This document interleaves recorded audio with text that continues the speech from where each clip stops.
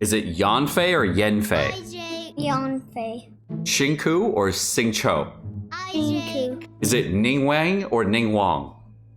Ningwang. Is it Baidu or is it Beidou? Beidou. Is it Zhang Li or is it John Li? Both. Okay, yeah, that's right. Because you said you said the same question. It's subscribe. Not subscribe. Not subscribe, it's subscribe. I didn't say sus. Subscribe. Subscribe. Sub. Subscribe. Subscribe. Xingqiu or Xingqiu? Subscribe.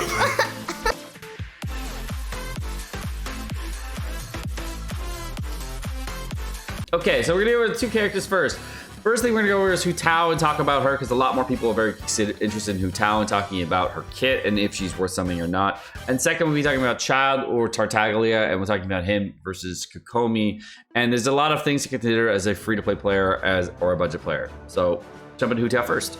Okay, so one of the things about Hu Tao that I want to talk about is that Hu Tao in general is a great character. But one of the things that we need to talk about, which is the most important thing to talk about for Hu Tao specifically, is corrosion, okay?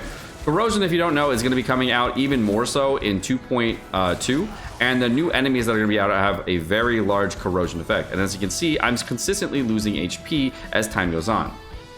Now, the thing about corrosion is that a lot of teams that you're going to use for Hu Tao just rely specifically on using Zhang Li as well as Shinku on the team in order to make it so that you have higher overall damage with high HP on your entire team and not actually needing healing because the shield from Zhang Li absorbs so much. But the big thing that you can also notice is that your whole team gets decreased in damage and health when a corrosion effect goes out. So that means that you actually need to use a healing character with Hu Tao, which can actually negate a lot of the Hu Tao's damage. Now, the nice thing is that you can use characters that do provide a lot of healing, but on Hu Tao teams like Bennett or Jean, if you wanted to actually negate some of this type of corrosion effect. But overall, she is one of those characters that, you know, might get phased out of overall meta gameplay at some point if corrosion becomes an even bigger thing. But being able to run a healer with your Hu Tao teams makes it so that you have an actually very easy time to get your health back up in your teams, and it doesn't really seem like it's going to phase her out of the meta entirely. It does seem like she does have a little bit of less overall optimization, but it isn't she's going to be phased out entirely. The other thing about Hu Tao is about jump canceling and dash canceling. So with Hu Tao, there is the ability to do a charge attack and jump, or a charge attack and dash afterward in order to get yourself a big spike in overall DPS. What this does is it resets the amount of the animation while also giving yourself the ability to charge attack on the following enemy without worrying about waiting for the end of the animation. That's what the charge attack stuff is. So otherwise, while you're using the character, a lot of times what will happen is while using Hu Tao, you're going to be going through enemies kind of like this and going in the wrong direction. So to stop yourself from doing that, you have to jump cancel. In order to jump cancel, it gives you to boost your damage and gives you a higher overall spike. Okay. The issue with jump canceling though is really, really simple. It's very difficult to jump cancel if you're a mobile player.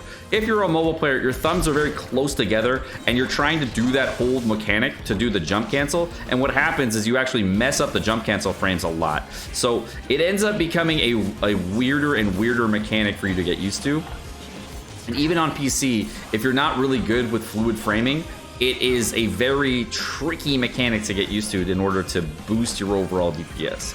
It does get kind of repetitive at times, so once you get good at it, you're pretty much good to go. But there's plenty of people in Genshin that are actually very bad at jump frame canceling because you have to do it perfectly almost every single time. And the only way you're gonna get it done to perfect frames every single time is kind of unlikely.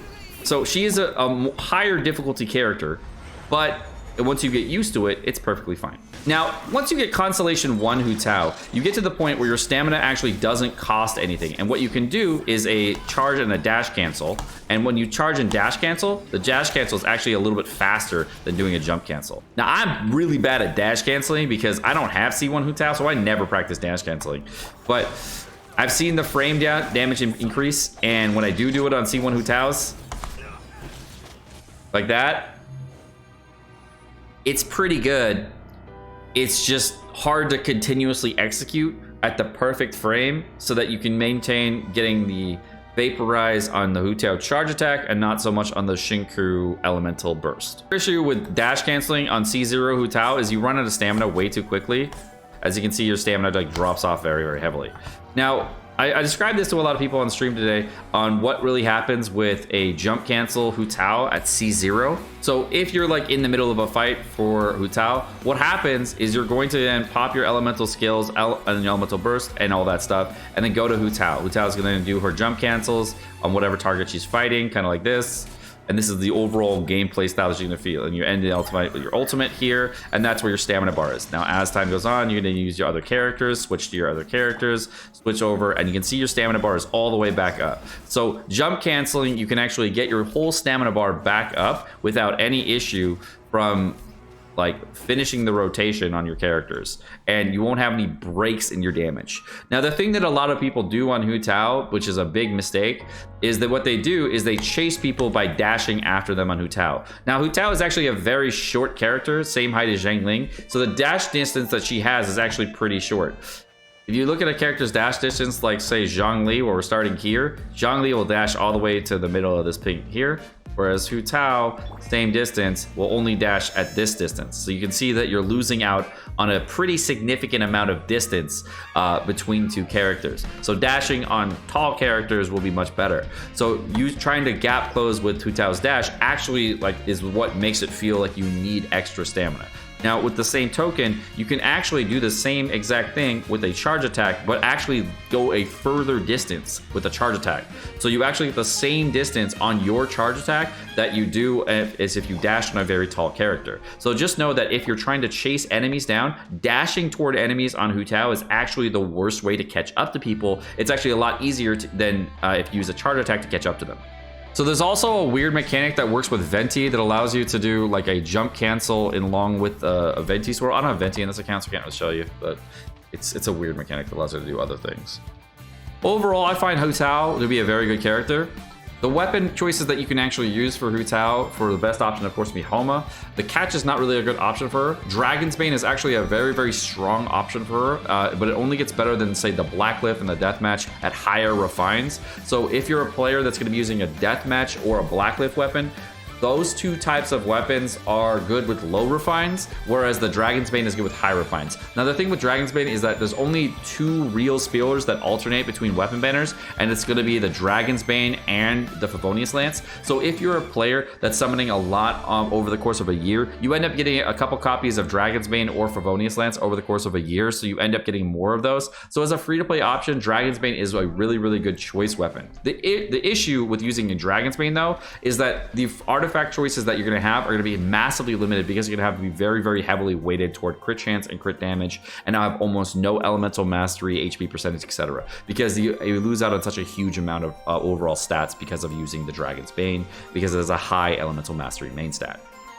Now, conversely, you can do the same thing with a deathmatch, and the deathmatch is usually the weapon of choice for people who are not free to play but battle pass players, etc. So it's usually the best 4-star option because it's the highest amount of crit chance. Now, Hu Tao has an elemental skill that is a very, very interesting elemental skill. Notice right now I'm starting at 1979 overall attack here, and if I switch to the deathmatch here, my overall attack actually drops down to 1327. But the thing that you actually get on Hu Tao is that when you pop your elemental skill on Hu Tao, it bumps your attack over 3000, as you can see here. So you actually don't need to have a significant amount of stats on Hu Tao in order to make this all work. And as you can see, with the Staff of Homa, it's about 3,300 versus 3,900. So it's still the same 600 gap that you had before, because the amount of attack that you gain is based on the total amount of HP percentage that you have. So you're not losing out on a ton of damage for your attack percentage for Hu Tao, because all you need is the elemental skill to boost the damage. Now, between the Deathmatch and the Blacklift, you should use the one that actually fits your stat ratio better based on the headpiece that you have. If you have a better crit chance headpiece, you should probably use a Deathmatch, Blacklift. If you have a better crit damage headpiece, you probably should use a overall Deathmatch. Now, between the artifact sets for her, the only two artifact sets that I found to be working well with her, three artifact sets, are going to be a 4-piece Crimson Witch set, a 4-piece Shimenawa set, or the 2-piece witch set, as well as 2-piece wanderer troop set. Now, the most budget set for Hu Tao is definitely the 2-piece witch and 2-piece wanderer set. It's overall the best way to go, because the way that the Hu Tao set works is that if you are able to get a 2-piece witch set, they get the 15% bonus. Now, with a 4-piece hit witch bonus, so you know, the 15% overall melt and vaporize damage that you get from here is pretty close to 80 elemental mastery. It's pretty close. Now, the way the multiplier change, if you're a math guru, you know that they're calculated independently, so you know that, like, as more EM gets stacked on, this gets better, whereas less EM, it's better to go with the 80 EM. It doesn't really matter too much, but if you don't have a lot of EM and you're like running under 200 EM in general, even with this or the Wanderer True set, it's not gonna be, it's pretty much the same. The only other difference that you get between having a 4-piece Pyro set versus having 2-piece Wanderer, 2-piece Pyro is you lose out on 7.5% Pyro damage, and that's it. You basically just lose out on that. So that's the only missing thing between a 2-piece Wanderer set and 2-piece Witch set. If you have like some really strong HP percentage Wanderer and crit chance or crit damage pieces for Wanderer, then this is a really easy set. Now, a lot of people have Wanderer pieces that are in their inventory that are very strong that they're not using for Ganyu or other characters, so they want to use those types of pieces for another character, and this is a perfect character to use them for. Attack percentage pieces are a lot worse for this character because of the way the elemental skill works to interact to give you the extra attack percentage, so you don't actually need attack percentage that much. And as far as the Shimenawa set goes, the 4-piece Shimenawa set, because it gives you a 50% overall bump in normal charge and plunge attack, that actually makes it really nice for your normal charge attack when you're doing in big rotations. Whatever sets you actually have the best overall sub-stat ratios on, you should probably go with for Hu Tao. The only negative that you have for the Shimenawa set is that your ultimate damage that you use at the end of the rotation anyways is somewhat lowered by this. It's lowered by about, I want to say 20 or 30% for the total ultimate damage that you're going to deal, which is not even that big of a deal. If you have a good Shimenawa set and you're not using anybody, this is a great set for her. A lot of people ask me, is Hu Tao free-to-play friendly? And my thought on Hu Tao is that if you have Zhongli, she is insanely good. If you don't have Zhongli, your option is Diona. And now the new option that you have is Toma. So all in all, Hu Tao is a pretty strong character to have in general.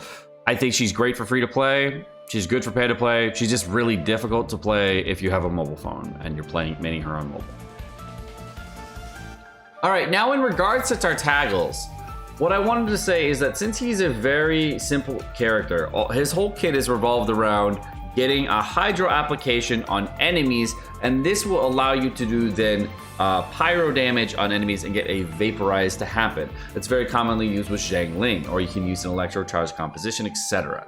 The big difference though is that Child has a very large nuke on his ultimate that you can see here.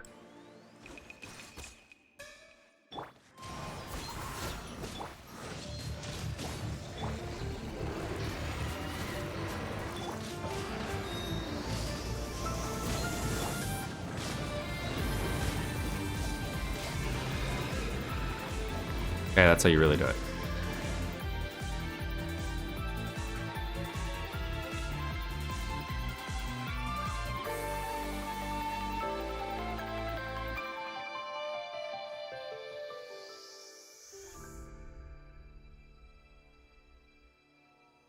So as you can see right now, we have a vote going on. And the vote right now is who's better, Kokomi or Child? Now, surprisingly, 43% of chat thinks Kokomi is better, and 56% thinks Child is better. Now, what's really funny is we've been proving this all week long, and this is not just like a half thing. People are coming in, and a lot of people don't know about this, and a lot of people haven't seen it. But Kokomi and Child are very similar characters in how you would play them. So we'll show that.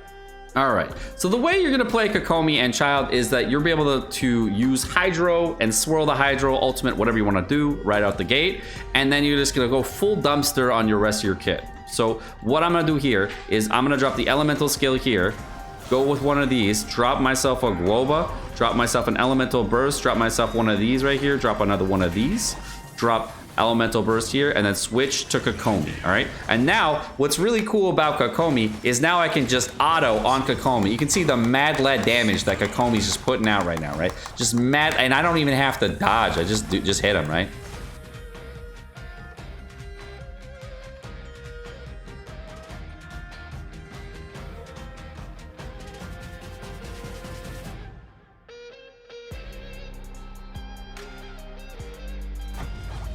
So, between the two characters, they're both really strong characters. And they can both hit like freaking trucks. And they can both be really good at C6, R5. Child got a lot better with the introduction of the Thundering Pulse. Now, with Tartaglia's, he's one of the characters I am working on. Don't worry, I'm working on it. He can work well with the Hama Yumi bow for free to play. He's decent on a Blacklift, not great there, but his overall best weapon, if you get it for a 4-star weapon, is the Viridescent Hunt.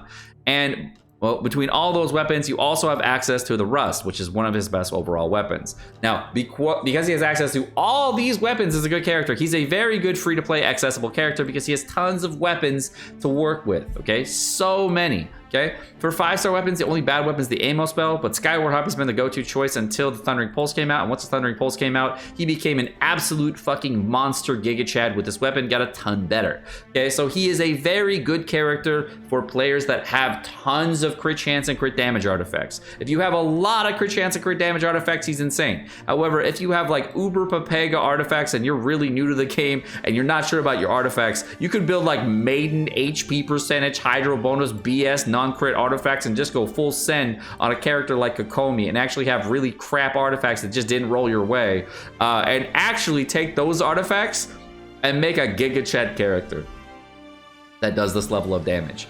Now, this damage, of course, was Everlasting Moonglow R5, and of course, it's not the representative damage of a C0 Kokomi, which I already did in another video, but at a C6 Kokomi versus a C6 Child, between the two characters, I'm actually hard-pressed to see which one I like better.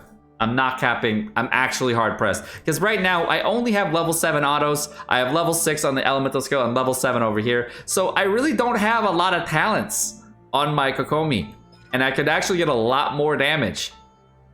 Like a lot more. And I don't even have a healing bonus headpiece, which I actually sorely need. I ended up getting an HP percentage headpiece because I didn't have enough artifact XP because I'm not farming artifacts for a whole month. Whole new video is coming soon on that. So I'm missing the right headpiece. And there's a lot more damage I can get at Kokomi. So I am, again, I'm hard pressed to say that Kokomi is worse than Child. The other thing to know is that between the two characters, the reason I'm hard-pressed to say that you should summon for Child over Kokomi or Kokomi over Child is because of the introduction of corrosion in floor 11 and now the introduction into corrosion in the open world. So there's a lot more healing to be used in open world. So I think that going forward, we're gonna have to deal with more type of healing mechanics going forward, and Tartaglia might be actually a bait banner, and it might actually be better to go for Kokomi over Child, just as a character in general, if you wanted a DPS Barbara. But let's be real, the banner that you should probably be summoning on, and in general, is neither of these characters. You should not be summoning for Hu Tao or Child. You should summon for Staff of Homa. But my name is Sekapoko. Thank you so much for watching. I hope you guys enjoyed this video. If you guys enjoyed the video, of course, like, subscribe, all the fun stuff. You guys have a wonderful rest of your day.